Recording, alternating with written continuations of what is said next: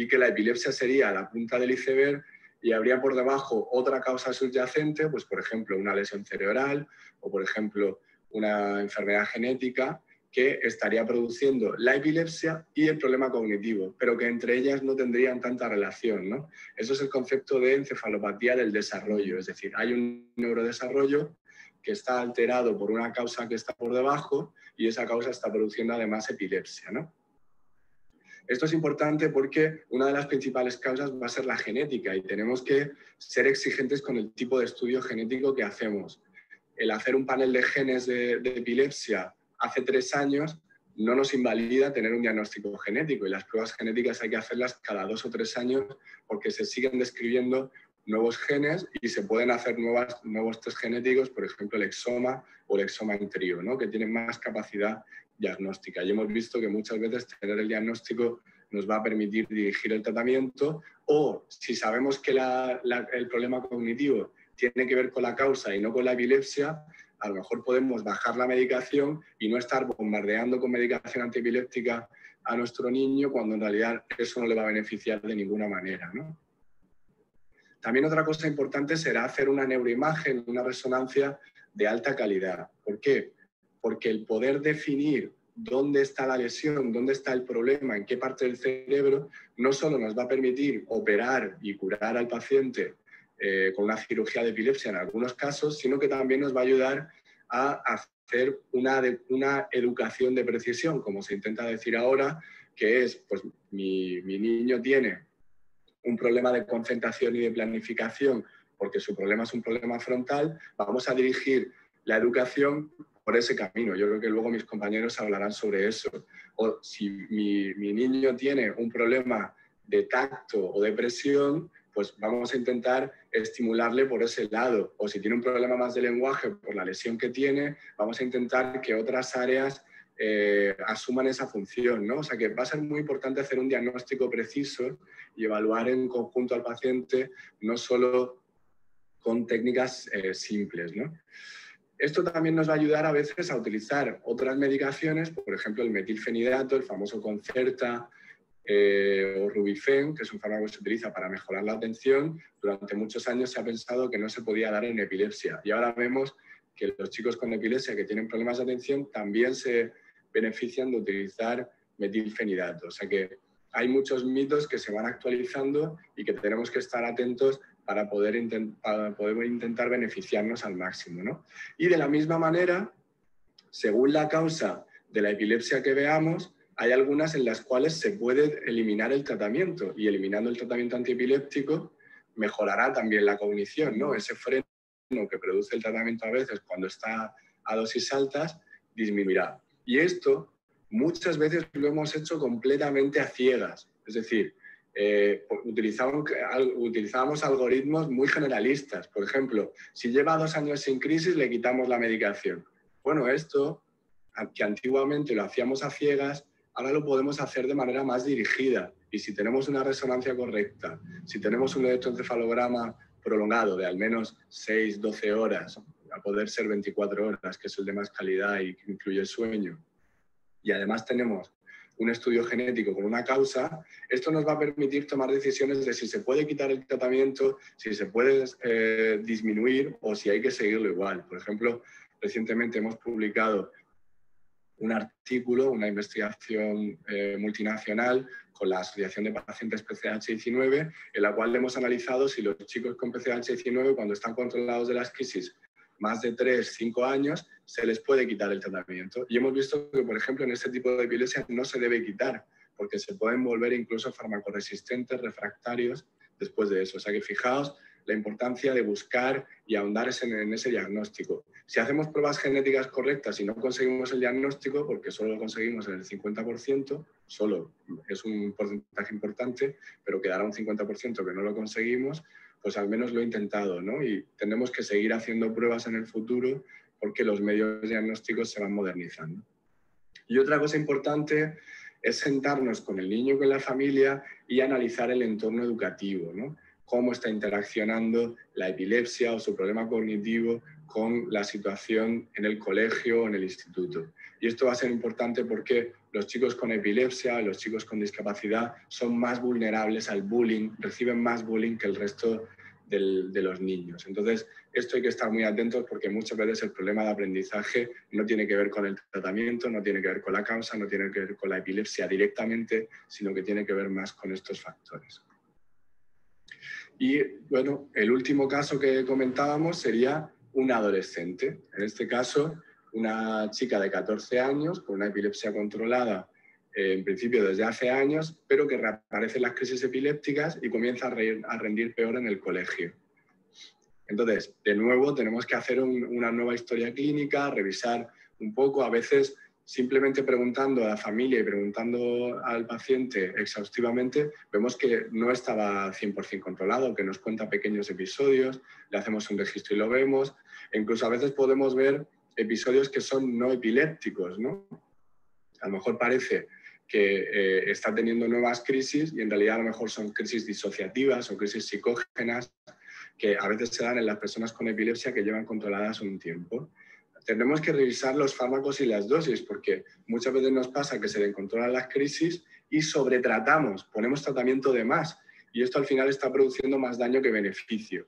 ¿Cuáles son los principales efectos adversos de la medicación antiepiléptica? Esto depende de la dosis, no del fármaco en concreto. Hay algunos fármacos que lo producen más que otros, pero las dosis van a ser y la carga total de fármacos que tome van a ser lo fundamental. Pues, por ejemplo, tener menor capacidad de concentración y de atención, más problemas de lenguaje expresivo, por ejemplo, esto es muy típico de topiramato, más somnolencia, más irritabilidad, que es más típico del levetiracetam, pero ya os digo que esto va a tener que ver con el contexto y con la cantidad total de fármacos. Y es muy importante no entrar en esta huida hacia adelante que supone poner medicación, producir efectos adversos y poner más medicación para estos efectos adversos. Por ejemplo, imaginaos que ponemos ácido valproico a dosis muy altas y clobazam a dosis muy altas, producimos somnolencia y un problema de atención y luego ponemos metilfenidato para tratar ese problema de atención y luego con el metilfenidato se pone muy nervioso y ansioso y para eso le ponemos clonazepam para quitar la ansiedad y luego con el clonazepam se duerme y entonces le ponemos, ¿entendéis? Podemos llegar, esto se llama la prescripción en cascada y hay que ir hacia atrás, sentarnos tranquilamente y analizar cuál es el problema porque podemos llegar a una situación en la cual tenemos que hacer prevención cuaternaria. La prevención cuaternaria es, vamos a disminuir la ansiedad que tiene el médico por toda esa incertidumbre que le produce manejar un paciente que es muy complejo y que no tiene tiempo a veces en la consulta para manejarlo. Vamos a pararnos, vamos a analizar bien el problema, vamos a hacer las pruebas correctas y vamos a intentar mantener la medicación al mínimo posible, ¿no? Esto es muy complejo a veces de hacer y yo creo que es un debate interesante.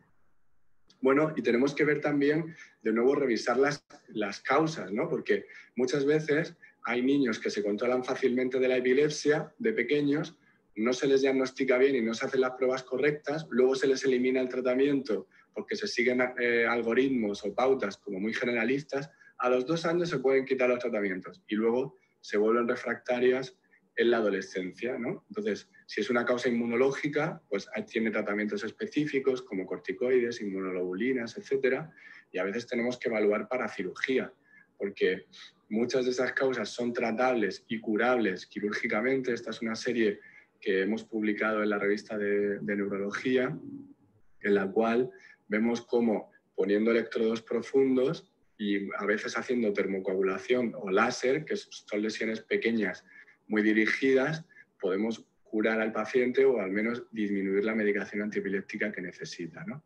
Y bueno, este es un mensaje que quiero transmitir final.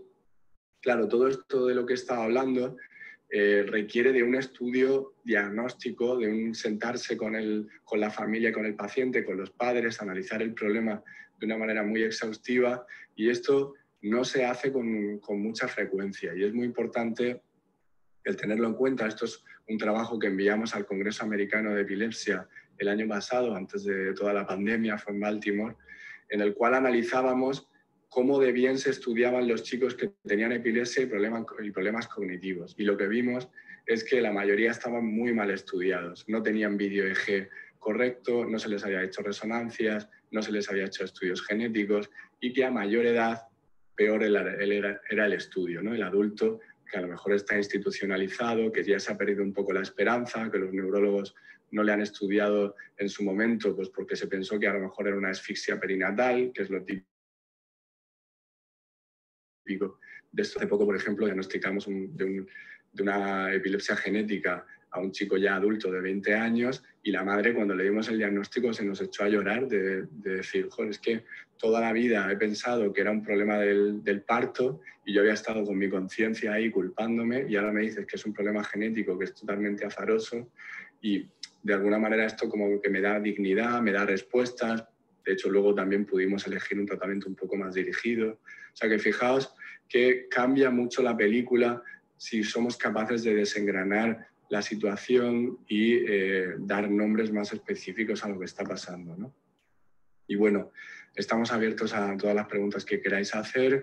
Tenéis ahí nuestros datos. Como conclusiones sí que quería decir que hay que tener en cuenta muchos factores, que tenemos que evaluar de una manera lenta, tranquila y exhaustiva el problema cognitivo que se asocia a los chicos con epilepsia, que los electroencefalogramas largos para ver si hay crisis sutiles, si hay actividad epiléptica muy persistente durante el sueño o en vigilia, son fundamentales y que tenemos que ir a la causa para hacer una medicina de precisión y evitar poner tratamientos que no sirven para nada y que pueden estar molestando a la capacidad de aprendizaje de nuestro paciente o de nuestro hijo.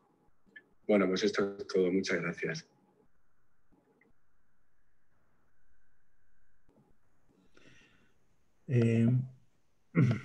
Muchas gracias al doctor Aledo, coincidiréis conmigo. Yo creo que yo personalmente y muchos vamos a volver a ver, a oír esta charla durante mucho tiempo porque nos sintetiza muy bien todos los pasos que hay que hacer en el diagnóstico de una epilepsia y una epilepsia con trastorno cognitivo, ¿no? Y cómo cambia la situación, ¿no? De todo este trabajo ya es continuo, hay que repetir pruebas, hay que seguir hablando durante mucho tiempo. Pues vamos a lanzar una votación y es muy importante que la contestéis. Dura 2 segundos, es cliquear, porque nos va a dar una perspectiva de cómo es el tema, el problema, y nos servirá para generar nuevos proyectos sociales y para transmitírselo a gestores y incluso a instituciones, ¿no? Si podéis empezar a votar, la veréis enseguida. Abajo tendréis un clic para ir votando. Y pasamos mientras vais votando, pasamos a presentar la segunda ponencia del catedrático de la Universidad de Nebrija de Madrid, que también catedrático de la Universidad del Ártico en Noruega, el profesor Jon Andoni Duñabeitia. Alguno que tenéis la costumbre o mala o buena como yo de meter en Google y ver a los ponentes que vamos a escuchar, os sorprenderéis por el largo currículum de publicaciones y productividad científica de nuestro siguiente ponente. Realmente un experto internacional en el campo del lenguaje y de la cognición y de otros aspectos de la neurociencia. Y para mí lo más resaltable de su ponencia, sobre todo lo que viene a descubrir, y para Apoyo Dravet y para otras entidades ha sido muy importante, es una serie de conclusiones que en cierta forma la cognición, la discapacidad intelectual puede ser una herramienta de interacción, puede ser una diana de interacción, podemos actuar sobre ella e intentar mejorarlo. Y yo creo que esta charla que viene a continuación va a descubrir, y sobre todo luego al final las preguntas y demás, nuevas aportaciones, nuevas herramientas, nuevas formas de intentar mejorar un aspecto que hasta hace poco pensábamos que no podíamos interactuar con él. Y sin mucho más, vamos a proceder a finalizar la votación. Muchas gracias por todos los que habéis contestado. Será muy útil. Unos segunditos mientras voy hablando por si alguno queda rezagado. Y pasamos a la ponencia del profesor, del catedrático Jon Andoni Duñabeitia.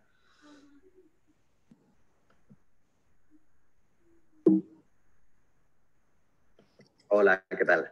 Soy Jon Andoni Duñabeitia, soy el director del Centro de Ciencia Cognitiva C3 de la Universidad de Nebrija, catedrático en esa universidad y catedrático también en la Universidad de Tromsø, en la Universidad del Ártico de Noruega, y soy el director científico de la empresa Impulso Cognitivo, que vendrá a colación después cuando os pueda presentar un poquito las ideas sobre las que estamos trabajando en el campo de la ciencia cognitiva, que pueden tener que ver con la mejora de las habilidades cognitivas generales de las personas, tanto con como sin patologías y en diferentes momentos de su vida.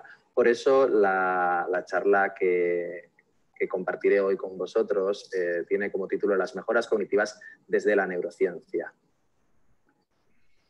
La primera pregunta que nos hacemos los científicos cognitivos, así como muchas otras personas que no son del campo científico, es ¿qué es el concepto de mente humana? En el fondo todos tenemos delante siempre la idea de la mente como un concepto abstracto, pero no somos capaces de definirla con precisión.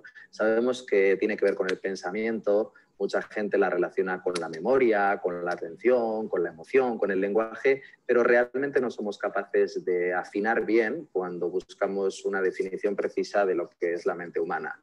Este es el terreno de juego donde funcionamos los científicos cognitivos, que tratamos no solo de definirla y explicarla, sino de entenderla en su conjunto. Ahí es donde nace la neurociencia cognitiva como disciplina. La neurociencia cognitiva es la hija natural de la ciencia cognitiva en relación con las nuevas tecnologías. Se nutren de la aplicación de nuevas tecnologías para el estudio del cerebro y de la conducta humana. Entonces, para ello utilizamos técnicas que yo creo que todos más o menos conocemos de una manera o de otra, como podrían ser la resonancia magnética, tanto estructural como funcional, y luego otras muchas técnicas que tienen nombres muy largos que bueno, no vienen hoy al caso, pero que simplemente lo que hacen es permitirnos observar el funcionamiento del cerebro para entender cuáles son las funciones cerebrales, cuáles son las funciones cognitivas, cómo entre ellas se relacionan, cómo pasamos de una parte del cerebro activa a una conducta que se puede ver desde el exterior, y al mismo tiempo hacer predicciones de cara al futuro, qué es lo que va a pasar con una persona, y poder interpretar casos en los que el funcionamiento cognitivo o el funcionamiento neural o cerebral no sea el adecuado, intentar entender qué es lo que está ocurriendo de fondo. Puesto en un símil bastante simplista, necesitaríamos entender cómo es el funcionamiento del motor de un coche para poder entender qué es un coche en su conjunto y cómo se mueve. Un paso más allá del concepto de las funciones cognitivas, tenemos que entender que nosotros cuando venimos al mundo tenemos una cosa muy parecida a un bosque neuronal. Tenemos una locura de células cerebrales que parece una pequeña jungla. Antes de ser un bosque, incluso es una selva, es una jungla, y durante los primeros momentos de nuestra vida empiezan a acomodarse las neuronas en poblaciones, en diferentes áreas del cerebro, con diferentes formas incluso. Y estas agrupaciones de neuronas son las que después sustentan esto que llamamos procesos cognitivos, que es lo que decíamos antes, que nos permite interactuar con nosotros mismos y con el mundo. Pero partimos de una pequeña jungla neuronal que se va estableciendo con unos protocolos, unos pasos sucesivos en un pequeño bosque, un bosque que ya tiene una pinta muy diferente, un poquito más organizada. ¿Qué es lo que ocurre? Bueno, pues ocurre que a medida que nos vamos haciendo mayores, el bosque, como cualquier bosque que conocemos, puede sufrir procesos de deforestación. Y de hecho se sabe que las poblaciones neuronales tienen una vida que no siempre viene de la mano de la vida de las personas. Es decir, hay poblaciones neuronales que mueren antes que las personas. Y esto hace que exista un proceso que llamamos neurodegeneración, que vamos perdiendo facultades cognitivas porque las herramientas sobre las que se sustentan, que son las neuronas, también pueden ir muriendo en diferentes partes del cerebro. Es decir, el bosque va perdiendo su forma y esto es un golpe cognitivo enorme para las personas, aunque viene de la mano de la edad, no es algo que podamos frenar tan a priori, ¿vale? Por supuesto, en momentos concretos, en patologías neurodegenerativas, esto se acrecienta, esto se magnifica. Pero incluso en personas sin patologías nos encontraríamos con un proceso de declive cognitivo asociado a la edad que deberíamos buscar la forma de, no de frenarlo, pero sí de por lo menos ralentizarlo ligeramente y sobre todo compensarlo, porque la reserva cognitiva consiste en esto, en buscar herramientas de compensación que nos permitan enfrentarnos mejor a estos procesos de declive cognitivo asociado a la edad. Hay muchas formas de enfrentarse a esto. Una de ellas es la que otras versiones de la neurociencia están trabajando, como puede ser la creación de células cerebrales que bueno, pues, nuestro cerebro puedan utilizar para recuperar procesos. El cerebro crea células, el cerebro crea neuronas y la crea, que sepamos, en pequeñas partes del cerebro, de momento, muy concretas. Y además, estas células creadas no necesariamente tienen una funcionalidad similar a las que ya estaban en esas partes antes, ¿vale? Aunque exista neurogénesis, es decir, nacimiento de neuronas nuevas, no necesariamente estas neuronas son iguales a las que estaban ocupando ese territorio y, por tanto, las funciones que van a asumir o los roles que van a asumir no van a ser los mismos. Es una línea de trabajo apasionante, llena de debates internos, pero no es la que concierne a esta charla, porque poco podemos hacer nosotros que sepamos de momento por esto. En cambio, podemos hacer otras cosas más cercanas al entrenamiento desde fuera, sin llegar al nivel neuronal, pero tratando de afectar a las neuronas. Es decir, podemos entrenar el cerebro a nivel cognitivo fomentando una compensación de los recursos cognitivos para hacer frente a los golpes que pueden venir en múltiples formas, desde la edad hasta accidentes cerebrovasculares, hasta enfermedades de otro tipo. ¿Podemos hacer esto? Y la respuesta es sí, el cerebro se puede entrenar. La ciencia cognitiva nos ha demostrado que el cerebro es plástico, existe la neuroplasticidad, y esto le confiere la posibilidad de ser entrenado desde fuera e incluso automáticamente, espontáneamente, a adquirir funciones que otras partes del cerebro que puedan estar dañadas estaban haciendo, ahora con otra parte nueva del cerebro realizarlas. Como ejemplo, podemos hablar de los cambios estructurales y funcionales que se han encontrado en personas que se han enfrentado a unas actividades muy concretas y muy demandantes para el sistema cognitivo. Por ejemplo, los taxistas de Londres. Hay una serie de estudios bastante famosos mostrando que las capacidades visoatencionales y de localización espacial de los taxistas de Londres son muy diferentes a las de cualquier otro tipo de conductor no profesional. ¿Por qué? Porque en el proceso de adquirir la licencia de taxista en esta ciudad deben hacer unos ejercicios muy complejos para situarse en el plano, para saber cómo ir desde un punto a otro dentro de la ciudad, una ciudad como Londres, que por supuesto es una pequeña locura en sí misma. Bueno, pues este proceso de aprendizaje, de navegación en el plano y de entrenamiento para la conducción, planteándoselo en dos dimensiones, en cómo moverse por un mapa a nivel cerebral, a nivel mental, hace que estas personas tengan unas habilidades cognitivas, no solamente partes del cerebro diferentes, sino funciones del cerebro ligeramente mejores que las que podríamos tener los conductores normales, no entrenados. También se ha encontrado que la práctica intensiva de deportes aeróbicos principalmente hace que algunas habilidades atencionales se mejoren y que las partes del cerebro responsables de estas actividades también cambien estructuralmente en respuesta a esto. ¿Qué quiere decir? Dicho de otro modo, es que el deporte aeróbico se ha encontrado que no solamente es bueno para la integridad y la salud de un órgano como el corazón, sino que el deporte aeróbico también ha mostrado efectos beneficiosos a nivel cerebral, a nivel neural, a nivel cognitivo en el órgano que llamamos cerebro.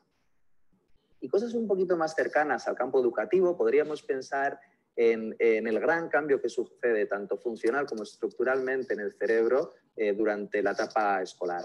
El mayor tatuaje cerebral que se llevarán los niños y niñas que están en la escuela, debido a algo que se aprende dentro, algo que te forman dentro de la escuela, es debido a la adquisición de la lectoescritura.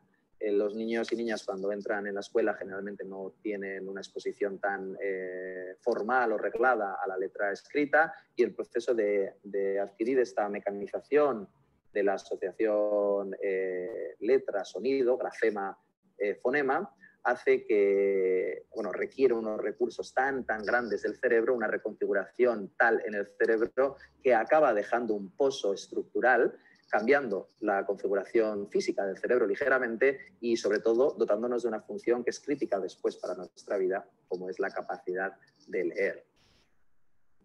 Y en los últimos años ha existido un debate bastante grande sobre si la adquisición de lenguas diferentes a la lengua nativa o a las lenguas nativas podría también tener un impacto positivo como entrenamiento cognitivo, como entrenamiento cerebral. Hay mucha evidencia mostrando cambios físicos en el cerebro asociados a la adquisición de una lengua diferente de la que hablamos en casa, por ejemplo, el inglés. Aprendemos inglés en los centros escolares y esto puede hacer que mi cerebro se entrene para hacer frente a la dificultad de negociar entre varias estructuras sintácticas, léxicas, etcétera. Y no solamente la función que adquiero, que es la capacidad de comunicarme en una nueva lengua, sino que el órgano de fondo, el cerebro, se entrena de tal manera que incluso se han encontrado cambios físicos en él. Entonces, vemos la posibilidad de entrenar el cerebro. Ocurre un entrenamiento casi espontáneo en algunos casos, como puede ser en la lectoescritura, en la adquisición de la lectoescritura. Todos pasamos por esa fase, entonces no es algo tan premeditado para entrenar el sistema cognitivo, pero tiene un impacto en el sistema cognitivo y en el sistema que lo sustenta, que es el sistema cerebral. ¿Podemos pensar en un entrenamiento cognitivo que, bien planteado, mejore las habilidades de las personas? La respuesta es que sí, sí con limitaciones, sí con asteriscos. Lo que tenemos que plantear siempre es que cualquier entrenamiento que vaya orientado hacia la mejora de habilidades cognitivas tiene que estar enfocado a un target ideal, que es el punto central de una red. Se sabe que el entrenamiento de diferentes constructos cognitivos está limitado en el impacto general que va a tener. Dicho de otro modo más sencillo, si yo entreno una cosa, voy a hacerme mejor en esa cosa. La capacidad de generalización de los entrenamientos cognitivos es un poco limitada. Por lo tanto, tengo que elegir muy bien qué voy a entrenar. Tiene que ser algo que sea clave para el sistema cognitivo y, sobre todo, clave para la persona en su vida. Porque sé que voy a mejorar lo que voy a entrenar, pero no necesariamente todo el sistema cognitivo. Con lo cual, a la hora de pensar en cuál va a ser el target del entrenamiento, tenemos que buscar la piedra clave de la ciencia cognitiva. A día de hoy, esa piedra clave hemos descubierto que son las funciones ejecutivas. Las funciones ejecutivas pivotan entre diferentes macroprocesos cognitivos, como la percepción, la memoria y la atención, y las podríamos entender como el conjunto de habilidades gestoras del pensamiento, la emoción y la acción, que permiten la adaptación de la conducta en función de las circunstancias con el fin de desarrollar acciones o razonamientos deliberados.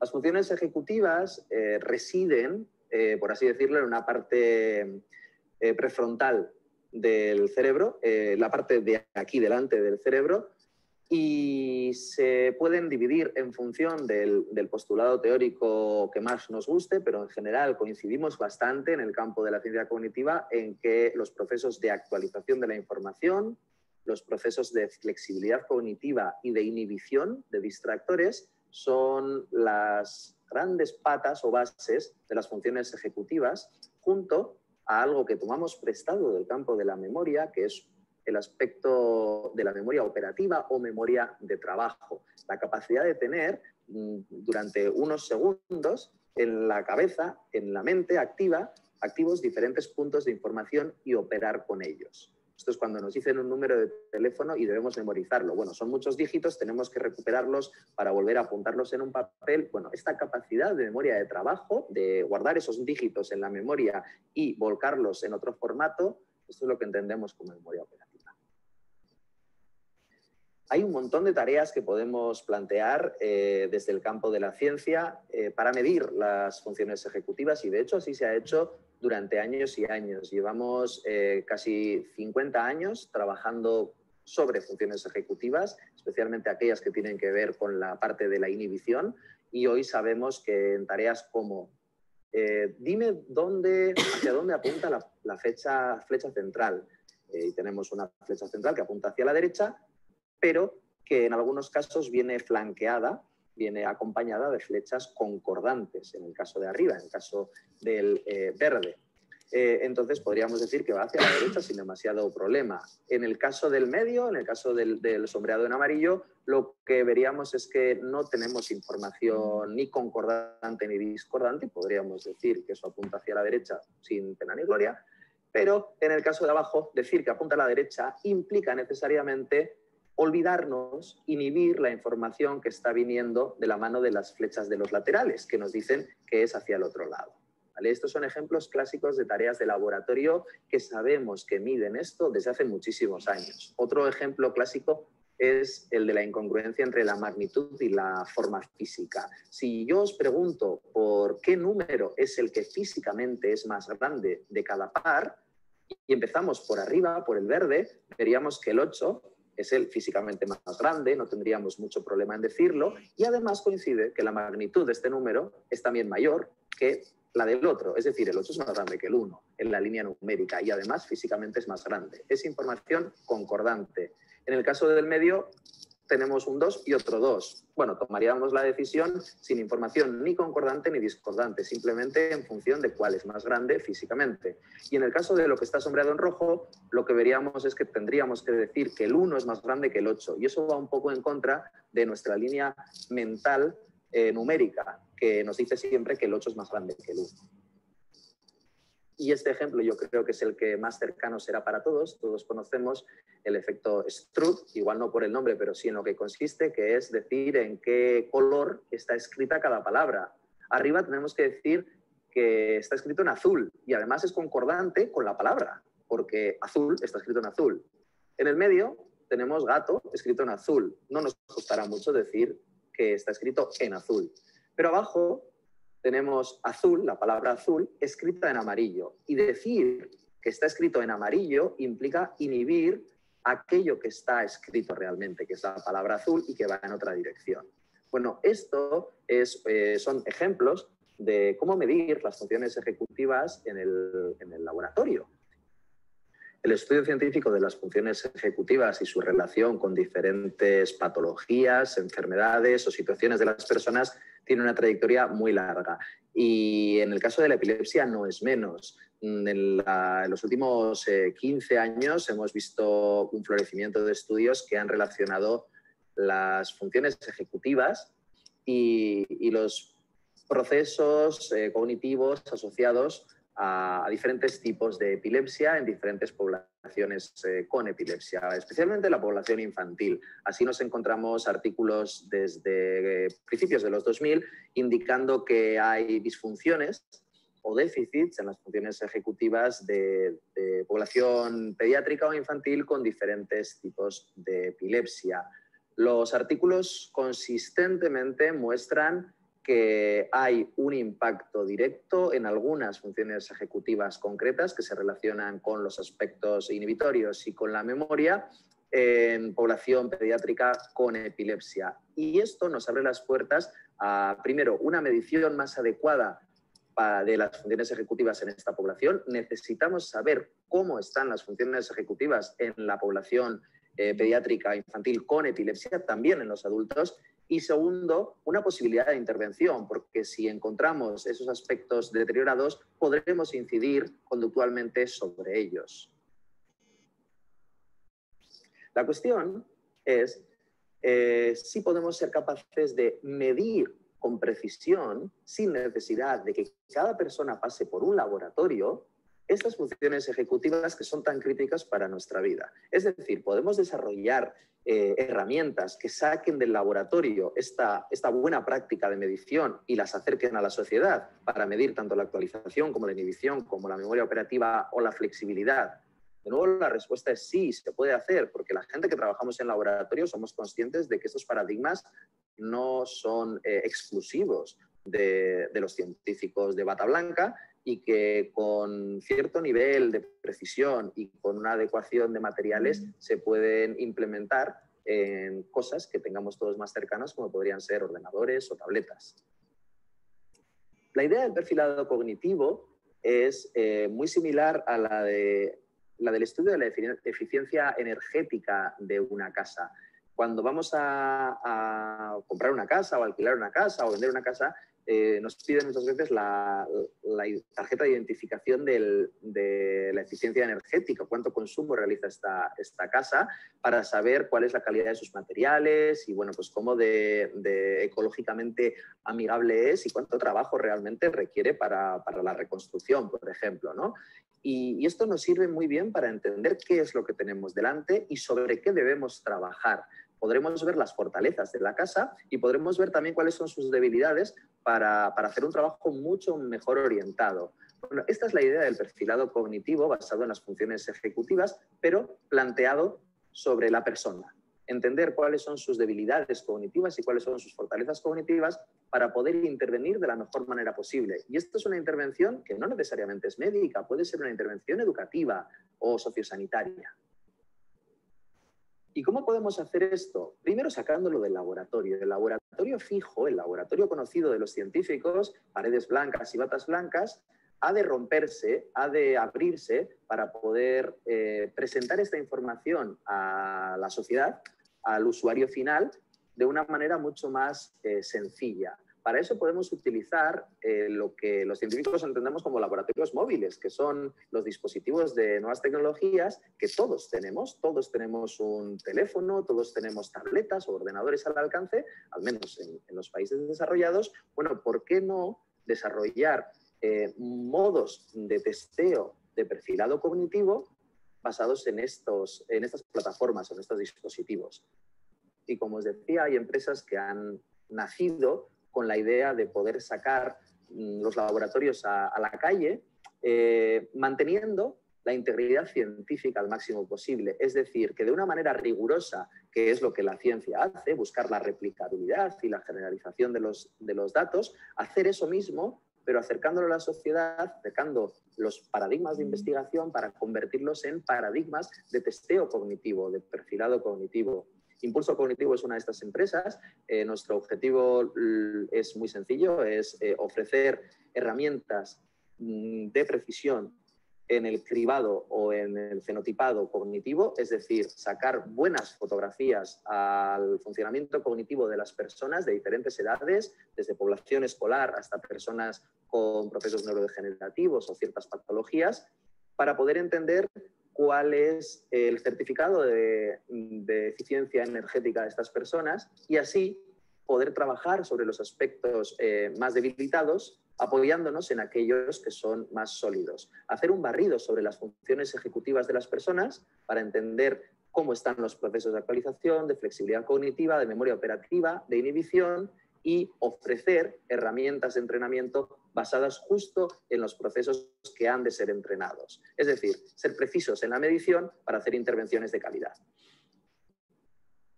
Y esto es uno de los múltiples ejemplos de cómo algo que empieza en el campo de la neurociencia, a nivel científico profundo, de laboratorio, puede ayudar a mejorar procesos educativos, porque si somos capaces de orientar nuestro trabajo fundamentado en la detección de las fallas, la detección de los puntos a mejorar y apoyándonos en las fortalezas, seremos capaces de ofrecer un sistema educativo sociosanitario hecho a la medida de cada persona o de cada paciente o de cada alumno en cada caso.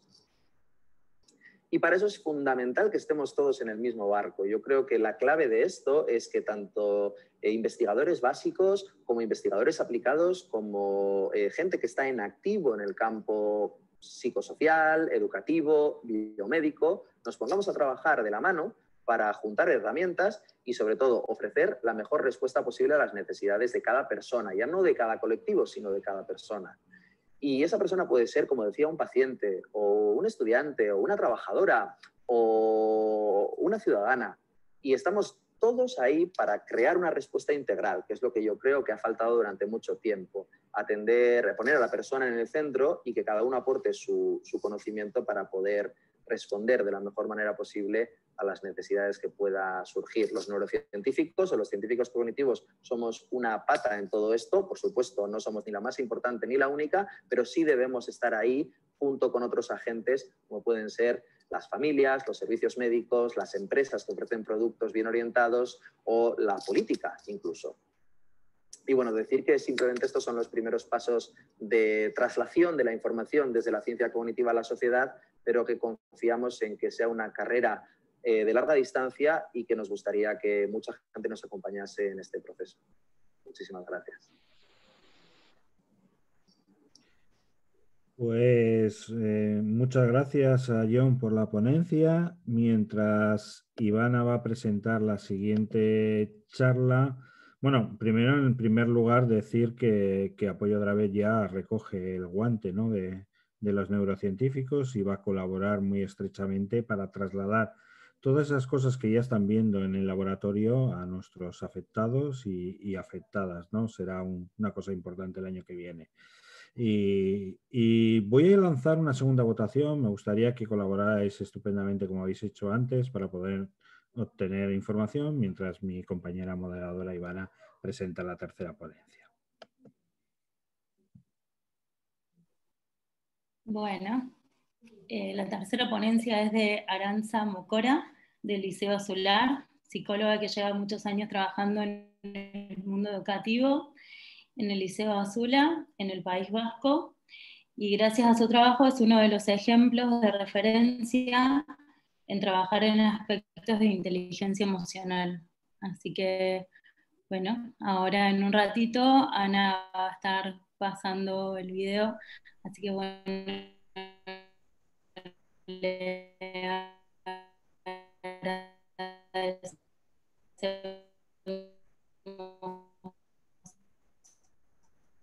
Hola, soy Arantxa Mocoroa, orientadora del Liceo Axular de San Sebastián. El objetivo de este encuentro es compartir con vosotros diferentes intervenciones que a lo largo de los años hemos ido realizando dentro del marco pedagógico de nuestro centro con la finalidad de ir construyendo un modelo hoy, que a continuación nos vamos bueno, cualquier cosa, después nos van a poder acercar las preguntas.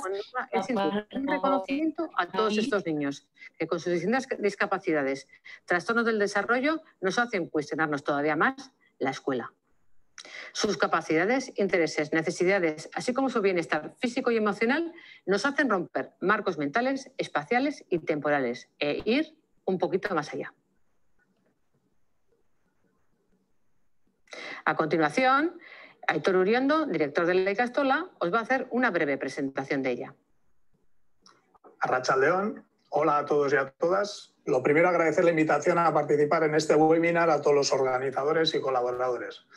Sin duda, para un centro escolar, en nuestro caso en Ikastola, con más de 50 años de trayectoria, hablar de inclusión es hablar de normalidad, de amor y sobre todo de responder a las razones fundacionales de Axular Lizoa. Aquellas familias que apostaron por crear un proyecto integrador de calidad y que respondiese a las necesidades integrales de sus hijos e hijas, dejaron un legado que aún persiste a día de hoy, sin exclusión, alejándose de las etiquetas y dando cabida a todas las sensibilidades y realidades que permitan crear un ecosistema plural, libre y abierto al mundo. Esas señas de identidad siguen vigentes a día de hoy. Nacimos para mejorar la sociedad y seguimos trabajando con ese propósito. Responder a las necesidades de cada uno de nuestros alumnos es nuestro mayor reto. Seguimos y seguiremos persiguiendo una visión de la educación que responda a todas las dimensiones de nuestro alumnado, desde el crecimiento personal y, sobre todo, desde una visión humana y que haga florecer lo mejor de cada uno de nosotros. El mayor activo con el que contamos son nuestros niños y jóvenes, y por ello alimentar y estimular cada día su proceso de aprendizaje y desarrollo es una obligación en estos momentos tan confusos en los que el sistema educativo requiere de una transformación real. Zorionak, por el trabajo que realizáis y sobre todo por todo lo que nos enseñan cada día vuestros hijos e hijas. Eskerrik asko. Después de escuchar las palabras de Aitor, vamos a hacer alusión a qué es para nosotros la palabra inclusión, qué significado tiene. Si bien es verdad que hasta hace unos años la palabra inclusión hacía referencia, tenía un significado muy restringido, referenciado a necesidades educativas especiales, es cierto que hoy en día con esa palabra engloba la diversidad, la heterogeneidad que está presente tanto a nivel social como educativa. O sea, hace referencia a las diferencias cognitivas, sociales, lingüísticas, socioeconómicas, etc. En Axular, la premisa de la que partimos es que todos nuestros grupos, la heterogeneidad es una realidad a la que tenemos que dar respuesta. La inclusión consiste en intentar ser proactivos y detectar las barreras que nuestros estudiantes se van a poder encontrar. Lo mismo que sucede con el significado de la palabra inclusión pasa con el de orientación. Hasta hace unos años, la orientación intentaba atender a aquellos chavales que de alguna forma se salían de la norma. Hoy en día, sin embargo, el concepto es mucho más amplio e intenta hacer un abordaje a todo el alumnado en un proceso de acompañamiento en el desarrollo tanto de sus procesos de aprendizaje como de su proyecto vital. Nadie cuestiona, y menos en el momento en que nos encontramos, que les tenemos que dotar de una serie de habilidades que son imprescindibles para que se desenvuelvan en el mundo incierto y cambiante que les va a tocar vivir. El equilibrio y las fortalezas internas, sin duda, van a ser una base imprescindible para ellos. A continuación nos presentamos a Xavier. Cuando se matriculó en la Ikastola, los padres nos dijeron que probablemente era un niño que nunca iba a hablar. Las cosas no han sido nunca fáciles para él, pero a pesar de todo, vamos a ver qué nos cuenta él. Me llamo Xavier, tengo 20 años, vivo en Hernani, estoy haciendo las prácticas aquí en el Repsol, el programa Pauso Berriak, y estoy muy a gusto y muy feliz. Mi horario es de 9 a 1. Lo que más me gusta hacer aquí es revisar guantes, reponer, fermentar, mirar caducidades y hacer repan y las otras cosas también. De Xavi podría decir muchas cosas. Lo primero es que nos aporta un mogollón de alegría, eso para empezar, porque él siempre viene con su sonrisa, y luego pues nos ha sorprendido mucho pues, la manera de las capacidades que tiene para trabajar y demás. A mí personalmente me ha sorprendido muchísimo, para bien.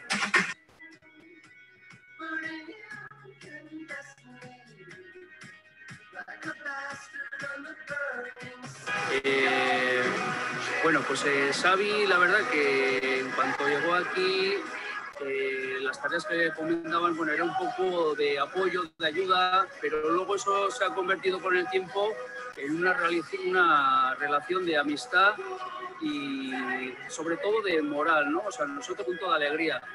Y la verdad que ayuda mucho y sobre todo es muy agradecido. El hecho de que tú le pidas algo, él lo toma como un reto personal y la verdad que lo hace muy bien.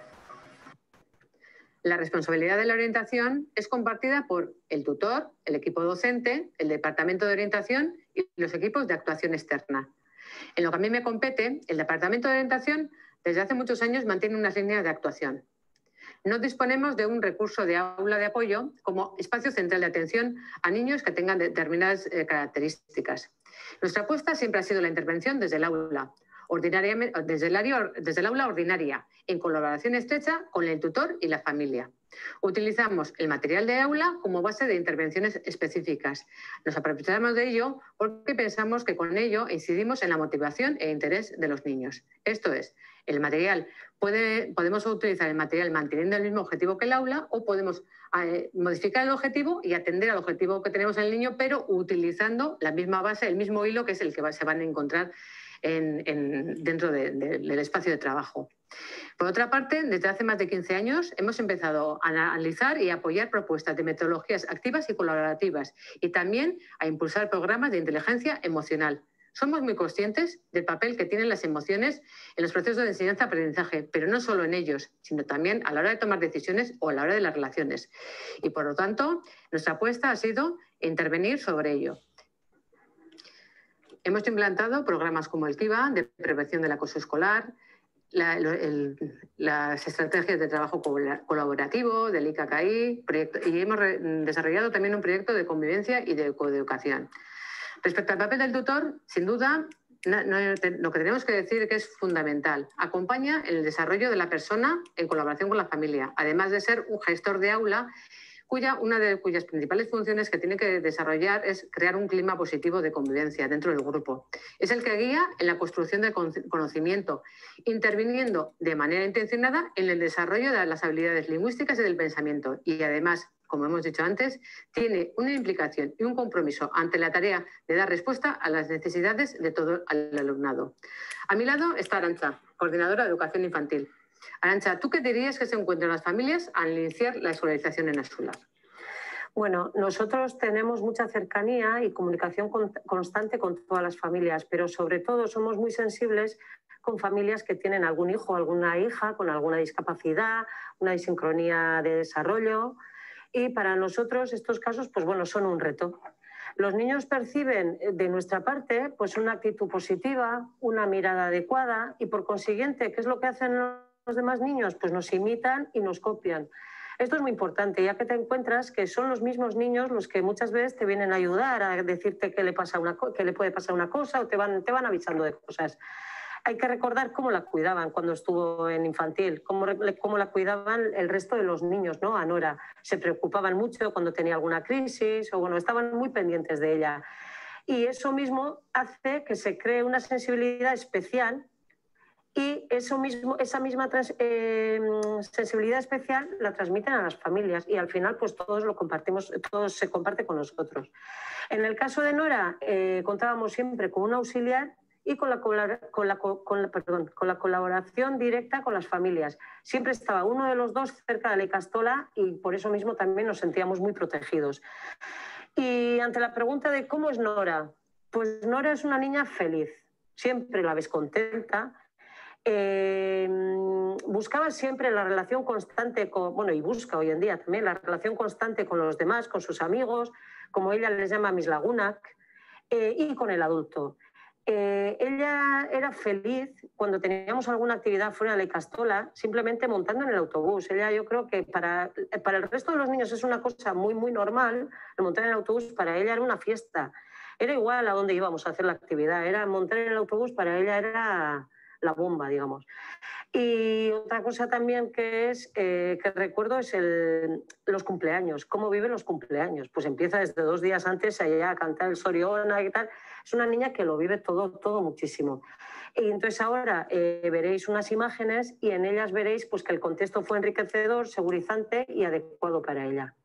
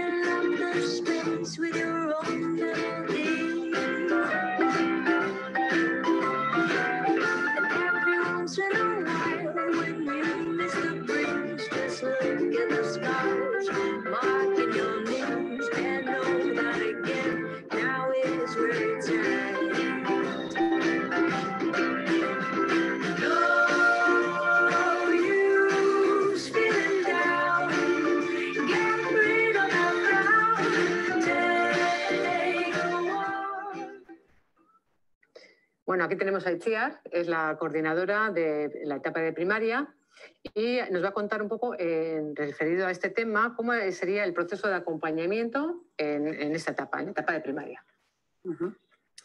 Bueno, pues además de mantener relación estrecha con las familias, pensamos que la comunicación y el compartir objetivos es uno de los fuertes de nuestro centro. Tratamos de impulsar el desarrollo personal desde la fortaleza del alumnado, con una tutorización personalizada y sistemática, haciendo a los niños y niñas partícipes, por supuesto, de lo que esperamos de ellos con objetivos a corto plazo y revisables. En primaria, el tutor o tutora es la persona que está prácticamente el mayor número de horas con el alumnado. Entonces, bueno, el escenario sigue siendo muy bueno cara a la inclusividad. Al final de esta etapa Es cuando empieza a evidenciarse la diferencia de intereses. Los intereses empiezan a ser muy, muy diversos y es donde empezamos a ver ya, empezamos a encontrarnos con una mayor dificultad. Y qué decir tiene, sobre todo teniendo en cuenta la organización que tiene la etapa de secundaria. Los parámetros siguen siendo los mismos. Comunicación estrecha con las familias, tutorización personalizada y mirada en la persona en su desarrollo. Sabemos, y más a estas edades, que para que alguien quiera aprender, quiera mejorar, evolucionar, implicarse y pueda hacerlo, ha de sentirse mirado y visto desde el respeto y no desde el juzgo. Para ello, hacemos especial hincapié en el desarrollo de la comunicación asertiva, sabiendo que este tipo de comunicación favorece las relaciones saludables y a la vez es clave para acompañarles en el proceso de autorregulación y autoconocimiento, fundamentales en su desarrollo. En la Ikastola somos muy conscientes de que todas las experiencias que tienen los niños y adolescentes, tanto en el ámbito curricular como no curricular, impactan en su desarrollo vital. Aquellos niños y niñas adolescentes para los cuales el ámbito curricular no es exitoso, existen otros proyectos que se pueden adecuar más a sus habilidades, intereses y talentos. En el caso de Nora, la vivencia de la preparación, ensayos y el Gran Día de San Sebastián, participando en la temporada infantil de la ciudad, representando a Xular Liceo junto con otros niños y niñas, ha sido durante varios años espectacular y muy significativa. En esta etapa, muchos de nuestros proyectos extraescolares, como el proyecto deportivo de Xular Liceo, juegan un papel, si cabe, más importante que en la etapa anterior, ya que para muchos es la manera de integrarse en un grupo, vivir el valor del esfuerzo, la disciplina, conseguir hábitos saludables y formar parte de un equipo. Además de otros proyectos STEAM que también han servido para que los alumnos con diferentes tipos de dificultades y capacidades tengan la oportunidad de verse y ser vistos de otra manera. Lego League, CanSat, Xular News, Forensic Science. En el caso de niños y niñas con discapacidad intelectual, como ha apuntado Itziar, el currículum hace tiempo que ha dejado de ser prioritario. En secundaria, esto es un hándicap mucho mayor. A pesar de estar en un proceso de cambio, el contexto que se encuentran es mucho más complicado, ya que entran un número mayor de profesores en el aula y además las asignaturas. Los contenidos hasta el día de hoy son muy importantes. Por otra parte, los intereses de los chavales ya son muy diferentes a nivel de grupo y como característica de la adolescencia les gusta funcionar de manera independiente, no tanto bajo la mirada de un adulto, si bien es cierto que en el caso de actividades guiadas de carácter artístico, en el caso de Nora, han contado mucho con ella, viendo además lo que ella disfrutaba. En Xular Liceo asumimos que nuestro eje de actuación debe ser el contexto escolar. El objetivo es asegurar la máxima inclusión posible en todas las prácticas educativas de todas nuestras etapas. Como veremos a continuación, a lo largo de los últimos planes estratégicos hemos realizado intervenciones dentro del marco pedagógico, pero no siempre son suficientes. Es ahora cuando la escuela tiene que seguir rompiendo moldes espaciales y temporales y ver realmente cuáles son las situaciones y contextos educativos dentro de la Ikastola donde niños como Nora se puedan beneficiar y seguir enriqueciéndose en la interacción de otros niños. Nuestras aulas están abiertas y los diferentes talleres también. Se trata de aprovecharlo. Pasamos a comentar algunas de las intervenciones esenciales que realizamos dentro del marco pedagógico. Como se ve en la diapositiva, la comunidad de la Ikastola se formó y lo sigue haciendo en inteligencia emocional. El papel del alumno y del profesor cambia. Buscamos un alumno participativo que participe en la construcción del conocimiento y en el que el profesor es la guía que le asegure al andamiaje consecuencias didácticas bien definidas y en las que van introduciendo estrategias nuevas de aprendizaje cooperativo e integración de TICs. En este periodo entramos también en contacto con una entidad externa y ponemos en marcha el proyecto Aula de Desarrollo, con la finalidad de analizar los diferentes dispositivos, aplicaciones y programas existentes. Nuestra premisa era que su utilización nos iba a permitir dar una mejor respuesta a los niños con discapacidades sensoriales cognitivas y a todo el alumnado en general. Este proyecto fue mucho más allá y nos permitió definir los dispositivos que íbamos a tener en las distintas etapas y las aplicaciones que se iban y se siguen utilizando en diferentes tramos educativos. En el caso de Nora, en aquel momento en que su situación física era muy diferente, nos sirvió de salvavidas, ya que no sabemos por qué, pero en muchos momentos en que su cerebro se excitaba, el iPad Con el ordenador no lo conseguíamos, este le tranquilizaba y podíamos interactuar con ella a través del dispositivo. Algunas de las aplicaciones las seguimos trabajando de forma sistemática a lo largo de todos estos años. Una de las más interesantes es Book Creator. Contamos con Mayalen, que es la persona de apoyo, que nos va a explicar en qué consiste esta aplicación. Mediante esta aplicación lo que trabajamos con Nora es sobre todo el lenguaje y la comunicación, tanto oral como escrita. Nora y ratón. En casa de Nora hay un ratón. Book Creator es una aplicación que nos permite crear historias interactivas y una vez terminadas pasarlas a vídeo. Gracias a ella hemos conseguido que Nora mantenga la atención durante aproximadamente 50 minutos. Sus padres vieron un ratón en la cocina corriendo. Nora buscó y buscó hasta que lo vio. Está el figo. ¡No puedo taparlo! En esta grabación podéis observar la capacidad de articulación de Nora. Como veis, es bastante clara. Ha mejorado muchísimo. También la memorización de las frases, en las que introduce cada vez más elementos, y la prosodia, que nos está indicando la comprensión. Decimos que están memorizadas porque es uno de los grandes puntos fuertes de Nora. A base de repetir, su interés y ganas le llevan a poder hacerlo. Contamos con el soporte escrito y la suma de ambos input más los dibujos es lo que le permiten hacerlo. Añadir que es ella también la que copia las frases en la aplicación. Y tendrá a papá ratón.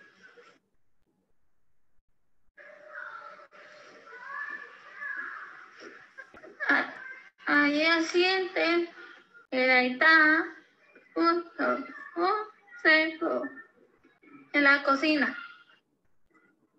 Por último, en el siguiente vídeo vemos una conversación espontánea de un día a primera hora de la tarde.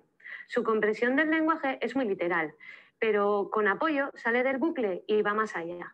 Nora, ¿qué ha pasado hoy? Se ha roto la lámpara. ¿Qué lámpara? En la cocina. ¿La lámpara de la cocina? Sí. ¿Y cómo se ha roto? Porque se ha roto muy pequeño y se ha roto como él. Se ha roto en la cocina. Se ha roto en la cocina. ¿Pero qué has hecho para que se rompa? Se enfada la Aitá. Se enfada la Aitá, pero ¿has cogido la lámpara? No, está en casa. Sí, pero ¿has cogido tú la lámpara y la has tirado al suelo o le has dado una patada? ¿Qué has hecho? Una patada. ¿A la lámpara? Sí. ¿Y por qué? ¿Y por qué esto? Y ¡pum! Y al suelo. ¡Pum! Y al suelo se ha caído. ¿Y el Aitá? ¿Nora? ¿Se ha enfadado? ¿Y qué te ha dicho? Que no otra vez. ¿Que no toques otra vez? Es muy importante tener una mirada positiva. La mentalidad de crecimiento, todavía no. Por parte de nosotros, los profesores, es imprescindible y Nora nos lo está demostrando. La nueva situación creada por el COVID nos ha hecho repensar cómo llegar mejor a nuestros alumnos, sobre todo los más pequeños. Pensamos que la plataforma que a continuación nos vamos a presentar va a contribuir de manera muy efectiva y no solo para este contexto, sino de aquí en adelante, también para poder atender a niños con largos periodos de hospitalización o para poner a mano recursos de refuerzo, etc. Adelante con el vídeo.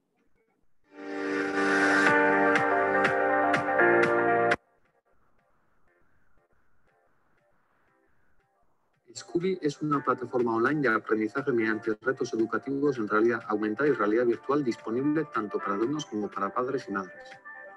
Es de fácil acceso, ya que permite adaptar la plataforma a las necesidades de cada centro educativo. Los alumnos podrán acceder a su aula intuitivamente y sin ayuda de un adulto, puesto que el entorno virtual se asemeja mucho a la realidad. Imaginemos que se trata de un alumno de primero de curso de primaria. Accedería a su ciclo con un simple clic que le permitirá entrar directamente a su aula. Una vez dentro, el alumno podrá visualizar un entorno conocido mediante una visión de 360 grados. La organización del aula dependerá de las necesidades de cada etapa y aula. En este caso, se organiza a partir de los días de la semana.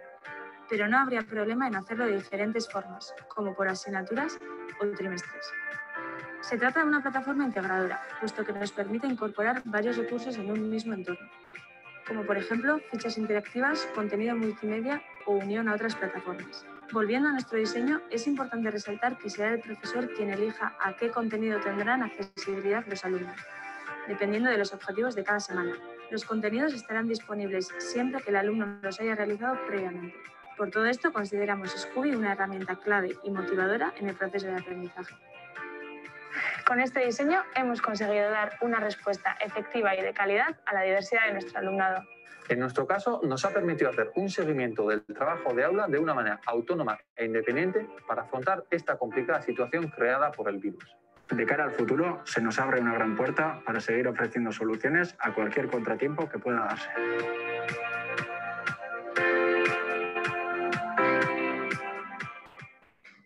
En este último plan estratégico, la clave sería desarrollar una enseñanza personalizada. Para ello, hemos introducido en infantil y primaria metodologías inclusivas para el desarrollo de habilidades y competencias lingüísticas y matemáticas que lo facilitan. Veremos unas imágenes a continuación, pero además se han realizado intervenciones arquitectónicas y se seguirán haciendo en el resto de los pisos con la finalidad de crear espacios amplios y multifuncionales, en los que sea más fácil poder crear contextos para dar una mejor respuesta a nuestros alumnos.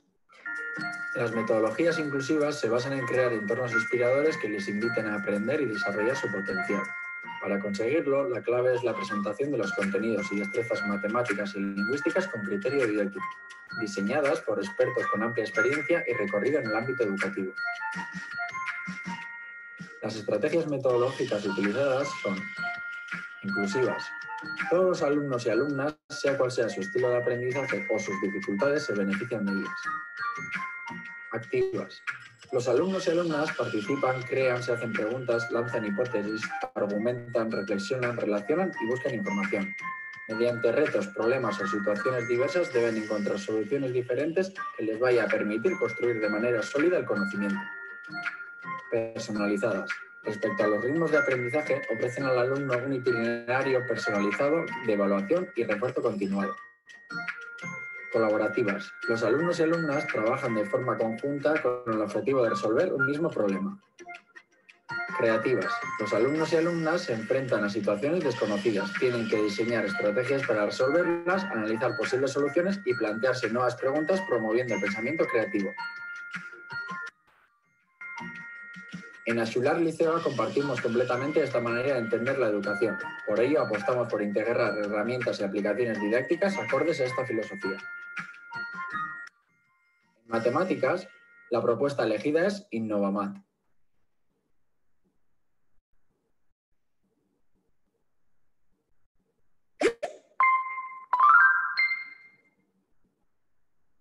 Hoy hablaremos de hacer matemáticas. Al oír esta palabra, mucha gente reacciona con pánico, aburrimiento o rechazo. Es que es muy difícil. Es que se tiene que memorizar mucho. Es que soy de letras. No. Hacer matemáticas en el mundo de hoy ya no consiste en memorizar recetas sin entender nada. Hacer matemáticas tiene que ser aprender a afrontar los problemas con herramientas y estrategias diversas, siempre entendiendo lo que hacemos y disfrutando del aprendizaje. Piensa un momento en cómo dividirías 3.614 entre 11, a mano, sin calculadora. ¿Lo sabrías hacer? Si no eres maestro o familiar o un niño o niña de cuarto o quinto, es probable que no. Ya casi nadie divide a mano. Seamos realistas. Para calcular, si la operación es sencilla, la hacemos de cabeza. Y si no, cualquier teléfono móvil tiene una calculadora incorporada. ¿Qué sentido tiene entonces dedicar horas y horas a memorizar los algoritmos para sumar, restar, multiplicar o dividir si no entendemos lo que hacemos? Para trabajar las materias de lengua castellana y euskara, la herramienta elegida es Pictoescritura.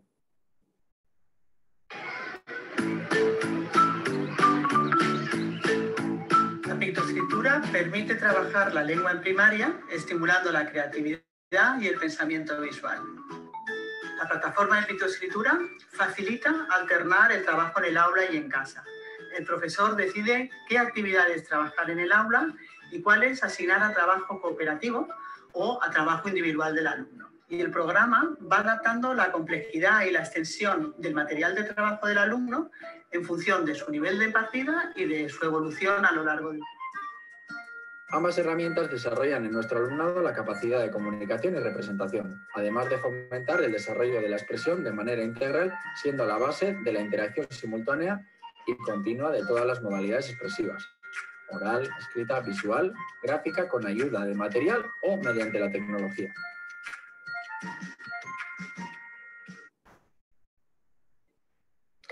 Para cerrar, pensamos que estamos en un momento extremadamente interesante. La neurociencia nos está dando muchas evidencias científicas y nos está ayudando a entender cómo se dan esos procesos de aprendizaje que está repercutiendo en nuestra práctica. Para ello, contamos con un famoso neurocientífico de Jaén, que es el presidente del Consejo Científico de Educación Nacional de Francia, y nos dice que, sin duda, además de la plasticidad del cerebro, que está presente también en el caso de los animales, el cerebro humano desarrolla otras 4 funciones que facilitan el aprendizaje. La atención, el interés, la motivación, feedback y la sistematización tienen que estar presentes, y de hecho están presentes en todos los procesos, tanto que se den en procesos con niños como en adultos. De Jaén también comenta que todos los cerebros utilizan los mismos algoritmos de aprendizaje, por lo cual los recursos más efectivos son los mismos para todos los niños, pero que hay que aplicarlos en el caso de niños con dificultades con mayor paciencia, sistematicidad y tolerancia al error. Sobre todo, fuera etiquetas, aquellas que no nos dejan ver al niño. Hola, soy Nora y tengo 15 años. ¡Hola!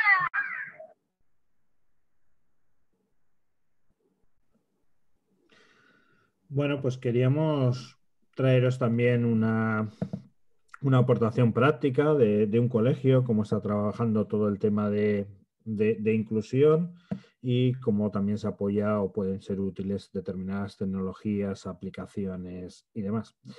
Bueno, vamos a empezar la última parte del webinar, la de preguntas. Tenemos que disculpar a Arantxa Mokoroa, de quien habéis visto la última ponencia. Tener en cuenta que Azular está en unas zonas de pandemia más afectadas de España en estos momentos y, bueno, algunos problemas de ese tipo le han impedido a nivel familiar estar con nosotros en directo, ¿no? Recogeremos las preguntas y se las pasaremos a ella. Bueno, tenemos un chat para que podáis ir poniendo las preguntas para el doctor Aledo, para el profesor Viñabeitia, y de mientras que vais escribiendo las preguntas que queréis hacer. Y pues nada, Ivana nos ha traído un regalo desde Argentina en forma de vídeo, ¿no? ¿Qué nos puedes contar, Ivana?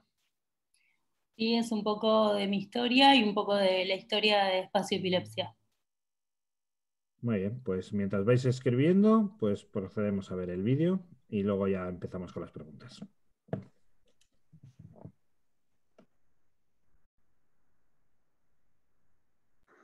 ¿Conoces a alguien con epilepsia?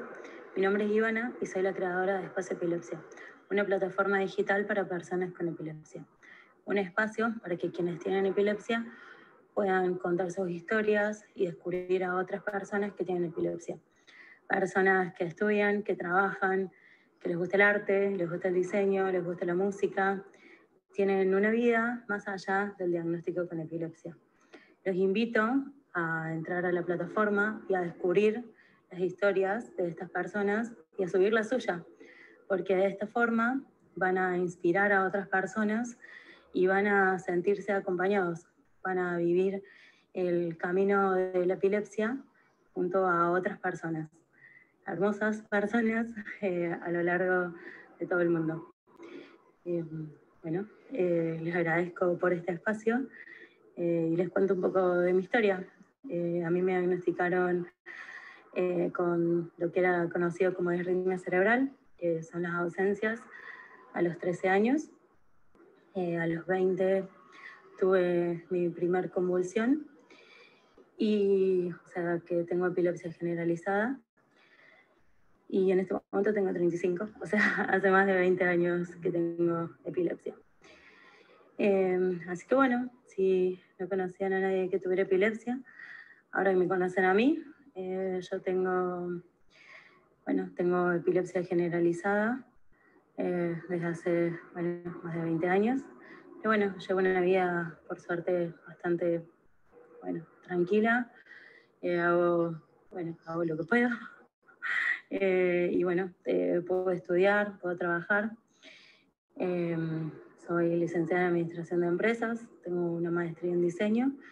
Tuve la suerte de viajar mucho, tanto sola como en familia, como con amigos, que es la mejor parte. Y bueno, tengo un propósito muy grande en la vida, que es reducir los estigmas de la epilepsia. Bueno, muchas gracias.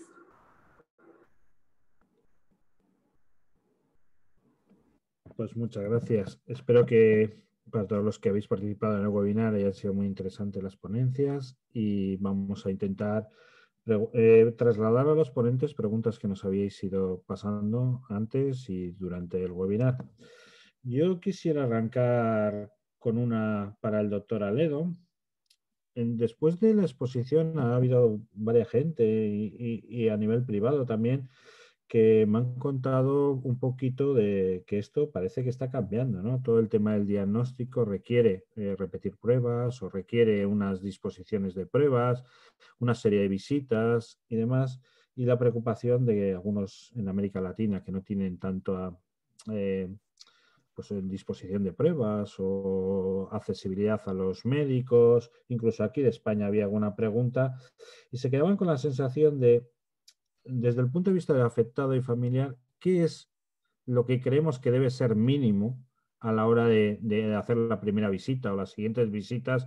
Con esa sensación que trasladaban a alguno de decir, oye, es que igual a mí no me han hecho, digamos, el paquete completo, igual faltan cosas o igual no, teniendo en cuenta pues las dificultades geográficas, económicas de muchos hospitales. ¿Cuál podría ser una recomendación? Oye, pues mira, esto y esto habría que hacerlo, habría que intentar hacerlo. Bueno, pues es muy buena pregunta. Yo creo que todo paciente, toda persona que tiene epilepsia tendría que recibir al menos una resonancia magnética cerebral, eso segurísimo. El 100% de las personas con epilepsia tienen que tener una resonancia magnética. Preguntaban también en el chat si después de una resonancia hay que repetirla. Bueno, esto dependerá de la persona, ¿no? Si hemos llegado a un diagnóstico claro con la primera resonancia, a lo mejor no hace falta. O si ya tenemos un diagnóstico por otra vía, por una genética o por otro tipo de prueba, quizá tampoco es necesario repetir las resonancias, ¿no? Normalmente repetimos la resonancia cuando necesitamos datos nuevos o cuando la enfermedad ha evolucionado por alguna causa. La otra prueba que tiene que tener una persona con epilepsia 100% es un electroencefalograma, ¿no? Y el electroencefalograma también ha evolucionado mucho en los últimos años y hemos pasado de hacer electroencefalografía de 20-30 minutos y que con eso no será suficiente a darnos cuenta que ese tipo de estudios no nos dan una información suficiente en casi ningún caso, ¿no?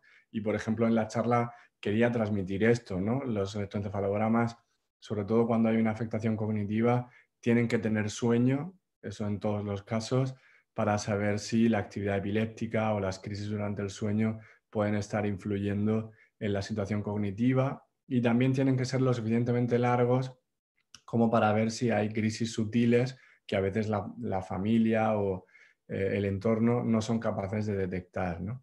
Esas serían las dos pruebas fundamentales, es decir, la evaluación por un médico que hace una entrevista clínica, una exploración, un electroencefalograma y una resonancia, son los tres pilares, ¿no? Y luego la genética cada vez más es un pilar, sobre todo en epilepsias que empiezan en edad pediátrica, y esto también está evolucionando, ¿no? Los chicos que empiezan con epilepsia en los 3 primeros años de vida, ahora se dice que el 100% deberían tener un estudio genético, y los estudios genéticos son muy diferentes, ¿no? Igual que la resonancia hay de más capacidad o de más resolución y de menos resolución, en los estudios genéticos hay estudios genéticos muy simples, como hacer un único gen o hacer muy pocos genes con poca resolución, y hay estudios genéticos más amplios, ¿no?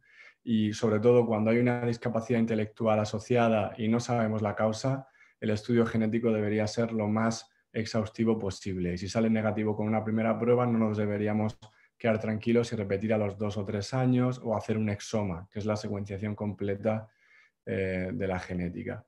Y esto, como evoluciona tan rápido, una persona que tiene un estudio genético negativo, probablemente hay que volvérselo a hacer cuando pasen como mínimo 3 años. Esto es un poco así como las pruebas generales.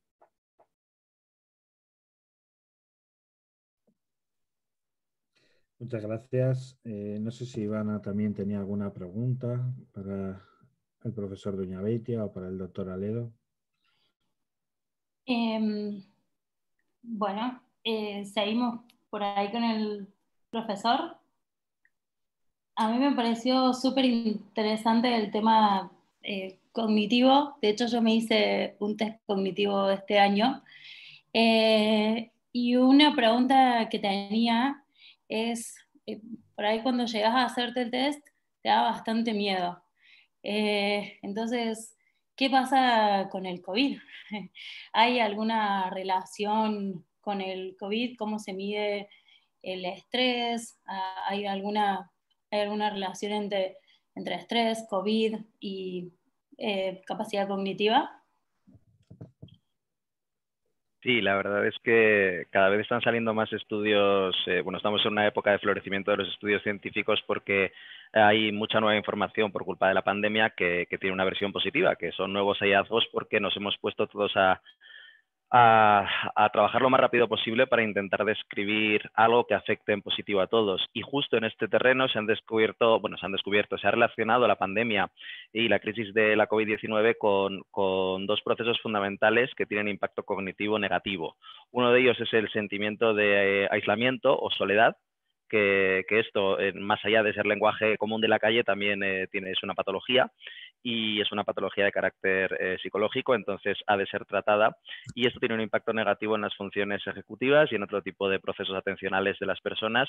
Y por otro lado es la exposición al trauma, que también es compartida por muchos familiares o personas cercanas a gente con epilepsia.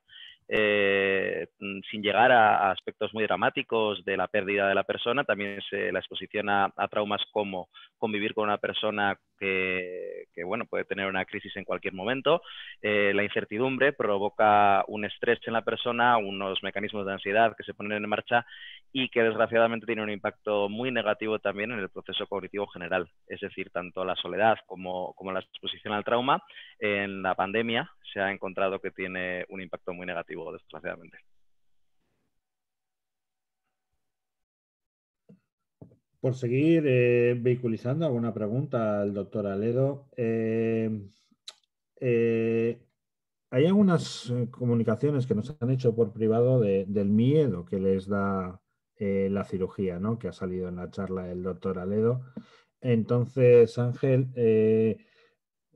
llama la atención incluso alguno que ha hecho una pregunta sobre si no hay que buscar también cosas de afectación quirúrgica en personas adultas, ¿no? Que igual llevan tiempo con crisis. Has hablado de volver a hacer la resonancia y sobre todo también hay otra pregunta, bueno, son 3 preguntas en definitiva las que han llegado, ¿no? Sobre el miedo a la cirugía, ¿no? Pues que a ver cómo ha cambiado la cirugía, porque parece que la cirugía ahora ya no es tan agresiva como hace tiempo, y sobre los posibles efectos adversos, ¿no? Sobre todo en epilepsia y cognición uno preguntaba, pero la cirugía no podrá tocar otros lugares y quedar peor de lo que estaba, ¿no? Y esas son las preguntas para Ángel. Sí, bueno, son muy buenas preguntas, ¿no? Y para nosotros como médicos siempre como que te cuesta tomar una decisión en la cual parece que estás como comprometiendo el presente de la persona, porque al final meterte en una cirugía es asumir ciertos riesgos para mejorar el futuro de esa persona, ¿no? Si tú operas una epilepsia, sabes que estás quitando una lesión que está produciendo crisis epilépticas y que sabes que puede generar un daño a largo plazo, pero le estás produciendo un posible daño en ese momento. Y esto ha cambiado mucho en los últimos años. Primero porque cada vez somos más precisos viendo la lesión, y eso es por las nuevas técnicas de neuroimagen, por el conocimiento de los síntomas de la epilepsia que te dicen exactamente dónde viene, como por ejemplo comentaba antes el profesor Duñabeitia, pues a veces algunas alteraciones cognitivas específicas te ayudan a saber que la epilepsia viene de una zona concreta, por ejemplo del lenguaje o de las funciones ejecutivas o funciones visoespaciales. Y luego además las técnicas quirúrgicas que utilizamos cada vez son menos invasivas. Utilizamos, por ejemplo, electrodos finos y termocoagulamos, hacemos lo que llamamos una ablación láser, que es una lesión muy pequeña, como del grosor de un dedo, o incluso ahora hacemos también radiocirugía por gamma knife, que ni siquiera hay que abrir el cráneo, se hace desde fuera y se produce por una radiación. Entonces, normalmente cuando nos vemos en una situación en la cual hacemos una cirugía de epilepsia, el beneficio que podemos obtener es muchísimo mayor que el riesgo que estamos asumiendo, por supuesto. Y normalmente cuando quitamos una zona del cerebro para curar la epilepsia, asumimos que esa zona no está funcionando porque es la causante de las crisis o produce una función que no es lo suficientemente importante y lo que queremos es priorizar que la persona se quede sin crisis, ¿no? Entonces, un poco estos son, yo creo que he contestado a las dos preguntas, ¿no? No sé si Jon Andoni quiere contar algo más sobre esto, sobre las alteraciones neuropsicológicas y la importancia del operar pronto. Yo añadiría a todo esto dos cuestiones que para mí son fundamentales. Una, la confianza en los científicos y los médicos, porque ahora estamos en un nuevo territorio de exploración en el que somos capaces de trabajar en vivo, online, con la persona que está siendo operada, por ejemplo, a través de bueno, cosas que se llaman, por ejemplo, el paciente despierto, que es si vamos a hacer una intervención, podemos trabajar y explorar cognitivamente a esa persona durante la propia intervención para ver qué lesiones a posteriori puede tener por el área que estamos quirúrgicamente extrayendo, por ejemplo, y eso es fundamental. Hay que ponernos en manos de los profesionales y que los profesionales tienen que ser lo más profesionales posible, es decir, tienen que incorporar a personas que estén dispuestas a hacer este nuevo tipo de intervenciones de la mano de científicos también. Y por otro lado, un análisis preclínico completo, que yo creo que completo a día de hoy, y si seguimos un poco el hilo de las intervenciones que hemos estado viendo, se resume no solamente el campo médico, sino el campo psicológico, debemos explorarlo, y el campo educativo, saber cuál va a ser el potencial impacto de lo que vamos a hacer, atendiendo a la información que tenemos disponible. Y hay muchísima información del campo de la neurociencia cognitiva que nos está diciendo que si intervenimos en un área concreta, los mecanismos de neuroplasticidad nos dan ese toque positivo para decir que tal vez lo que se vea comprometido por la extracción quirúrgica pueda retomarse por áreas aledañas. Y sobre todo que cuanto antes se haga, mejor.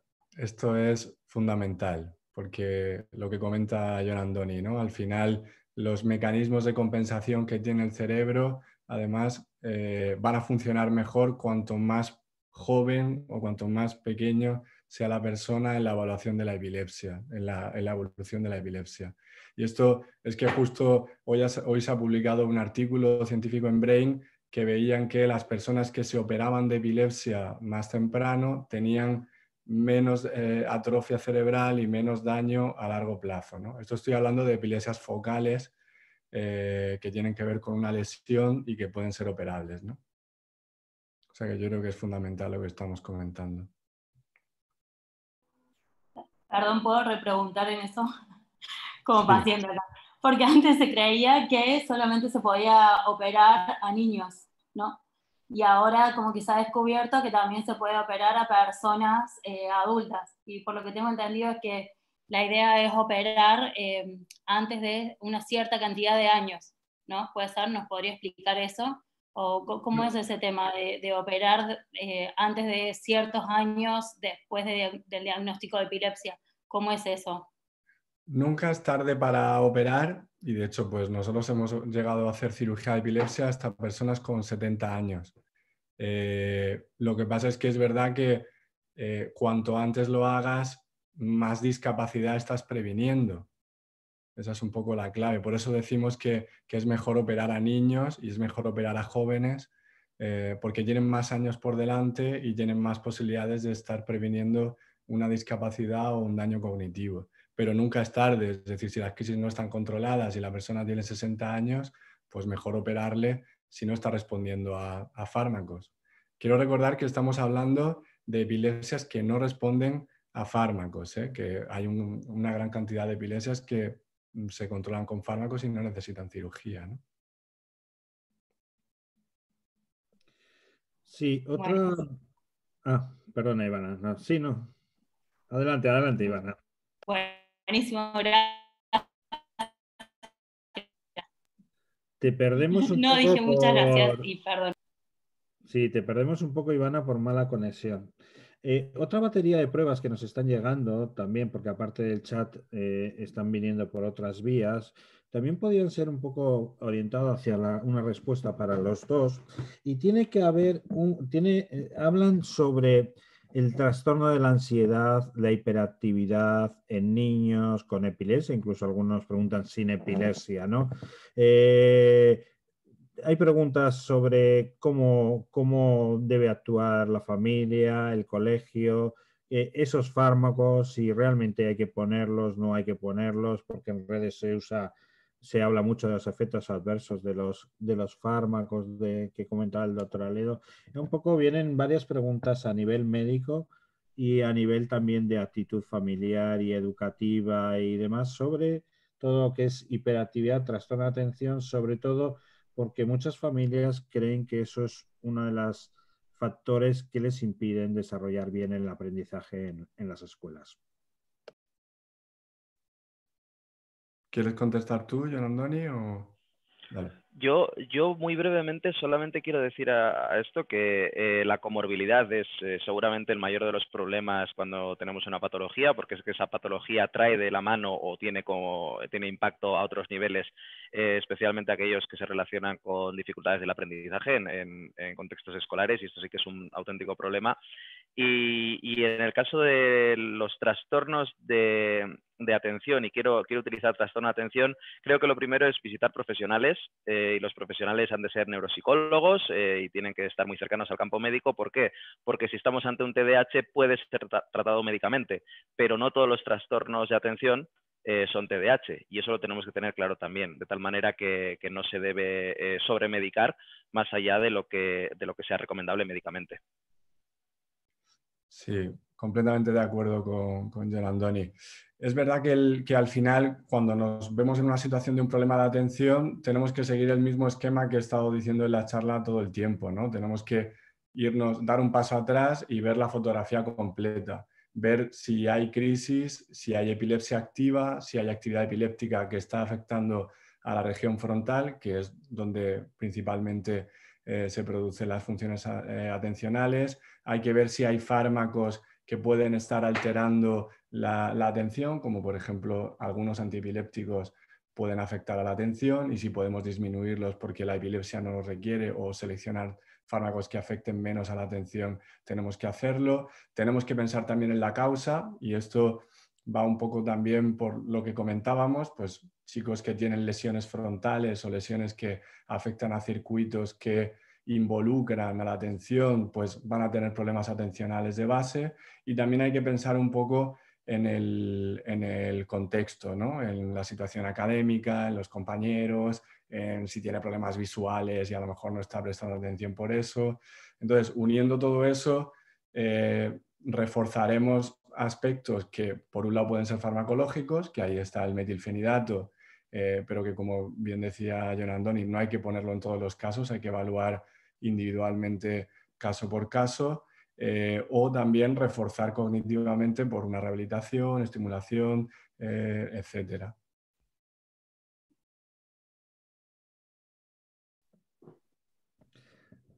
También nos llegan bastantes preguntas sobre el tema de un poquito que es, claro, el webinar está más enfocado sobre todo a epilepsias refractarias a nivel infantil, pero algunos de nuestros acompañantes en adultos nos preguntan varias cosas sobre los fármacos en edad adulta.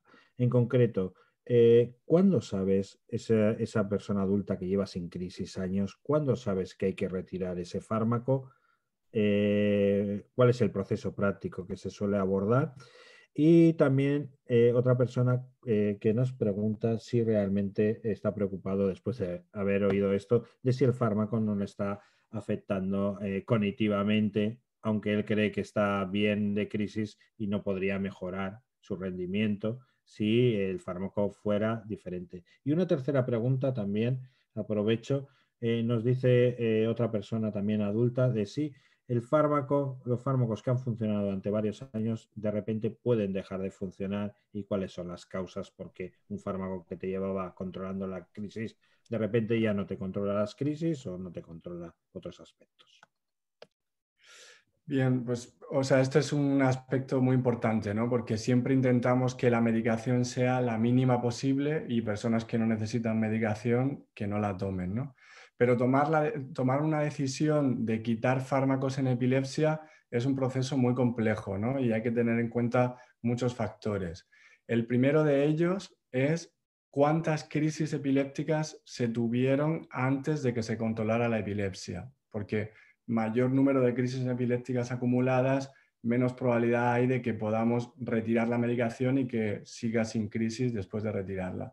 Luego tiene que ver mucho con el tipo de epilepsia. Por ejemplo, el tipo de epilepsia que comentaba Ivana, por poner un ejemplo práctico si me lo permite, es una epilepsia que normalmente se controla muy bien con medicinas y las personas con epilepsias generalizadas en una gran proporción de casos llevan vidas completamente normales simplemente tomando su medicación. Pero a la misma vez son muy sensibles a la retirada de medicación y en casi ningún caso se pueden retirar. Pero es verdad que hay una norma general, y esto es una norma general que no debería aplicarse casi nunca, como la mayoría de normas generales, y es que si la persona está más de 5 años en crisis, se puede empezar a evaluar la posibilidad de retirar medicación. Pero hay que individualizar y normalmente la prueba más importante en ese caso es, de nuevo, un electroencefalograma prolongado. Debería ser de al menos 12-24 horas para ver si hay actividad epiléptica, porque si hay actividad epiléptica, en ese caso no deberíamos quitar nunca la medicación. Si no tenemos ese electroencefalograma, yo no tomaría la decisión de quitar medicación casi en ningún caso. Lo digo porque muchas veces muchas familias se van a ver en esa situación con su médico delante y deberían exigir un electroencefalograma prolongado normal antes de que se la retiren. Y luego la otra pregunta que comentabas, si puede haber daño a largo plazo con los fármacos, esto depende todo de las dosis. No hay ningún fármaco que sea dañino en sí mismo, todo depende de la dosis y de la combinación. Y normalmente, si es una dosis pequeña, la mayoría de fármacos que se utilizan hoy en día son bien tolerados, ¿no?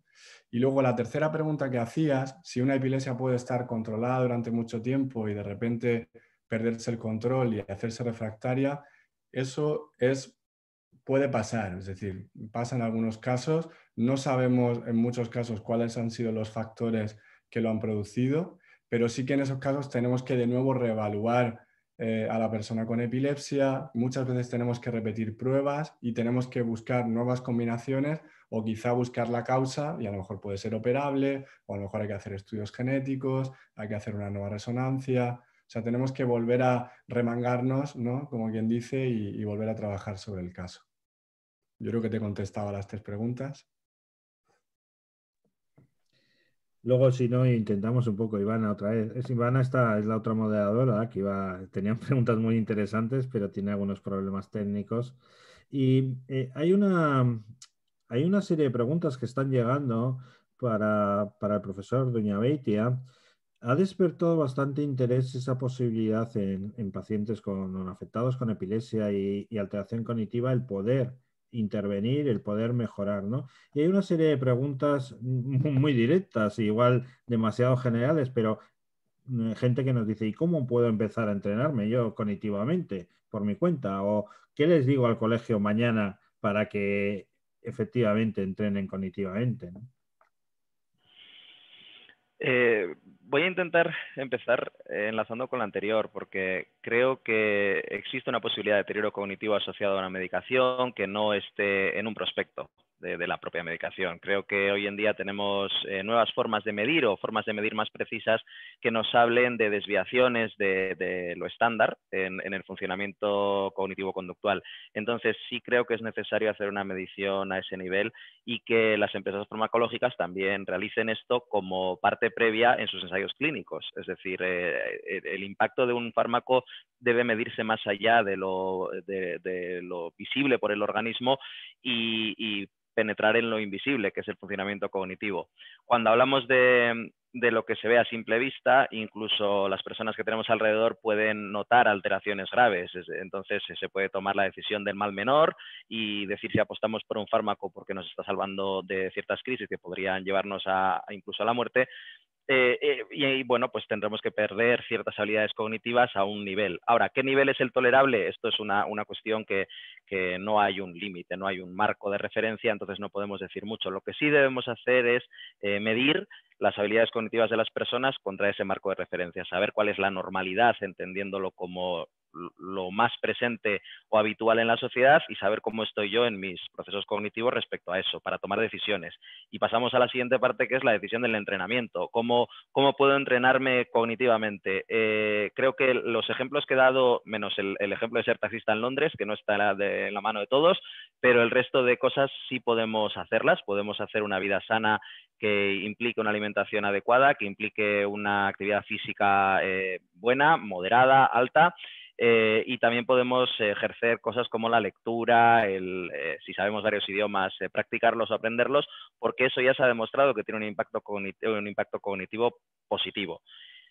Al margen de eso, también podemos hacer intervenciones específicas, habiendo detectado fallas o problemas en algún aspecto cognitivo concreto, intervenir en ello. Existen programas de rehabilitación o de intervención cognitiva que podemos encontrar por diferentes empresas a través de la web, por no dar nombres concretos más allá de impulso cognitivo, que estamos metidos unos cuantos de nosotros en él. Sí invitaría a las personas a que busquen entrenamiento cognitivo por internet, porque van a encontrar múltiples plataformas. Y aquí sí hago una recomendación directa, que es que por favor la gente que apueste por esta vía busque la evidencia científica que soporta el uso de ese tipo de aplicaciones o de herramientas, porque no todo lo que hay fuera es bueno y desgraciadamente en el campo cognitivo, no así en el campo médico, pero en el campo cognitivo sí hay mucho humo y es posible que en el fondo no estemos entrenando nada. Por eso sí que la recomendación es hablar con profesionales de esto o buscar la evidencia científica que hay de fondo.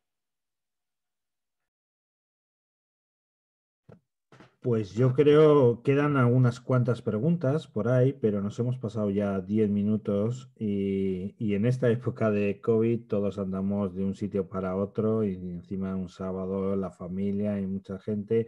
El doctor Aledo nos ha indicado que se debía ir ya por otro compromiso y que os agradece a todos vuestra presencia y yo hago lo mismo. Agradezco al doctor Doña Beitia y al resto de los ponentes su presencia. Vuelvo a agradecer a los organizadores y a todos los que habéis participado en el webinar. Seguiremos recogiendo las preguntas y seguiremos haciendo un trabajo después de este webinar. Nos gustaría ahora, si pudierais dedicar 30 segundos, 10 segundos, 5 segundos, a contarnos en el chat qué otros temas os interesaría para poder hacer otros eventos de este tipo virtuales, ¿no? Si podéis reflejarlo ahí, porque el compromiso de los tres organizadores es seguir continuando ofreciéndoos generación de conocimiento de importancia. Y sin más, repito, muchísimas gracias a todos. Dejamos abierto todavía unos minutos para que podáis activar en el chat y nada, en 5 minutos ya dejaremos de funcionar la plataforma. Os recordamos que seguiremos en las redes sociales de los tres organizadores dando información sobre este webinar, que se colgará y os lo informaremos por las redes sociales en la página científica de apoyo a Dravet, en la red internacional INDRE, y que recibiréis también todos los participantes un email con el enlace. Os recuerdo que una de las mejores formas de trabajar por la epilepsia y por la modificación de la epilepsia es la visibilidad. Cuando os lleguen estos enlaces, si podéis compartirlo en vuestras redes sociales personales, no cuesta mucho, unos segundos, y estaréis dando un gran valor hacia el avance, hacia la cura de estas epilepsias. Por lo tanto, os animo, cuando os volvemos en abierto, a compartirlo con amigos, con familiares, con otros afectados, estas 3 magníficas ponencias que hoy hemos disfrutado. Gracias a todos.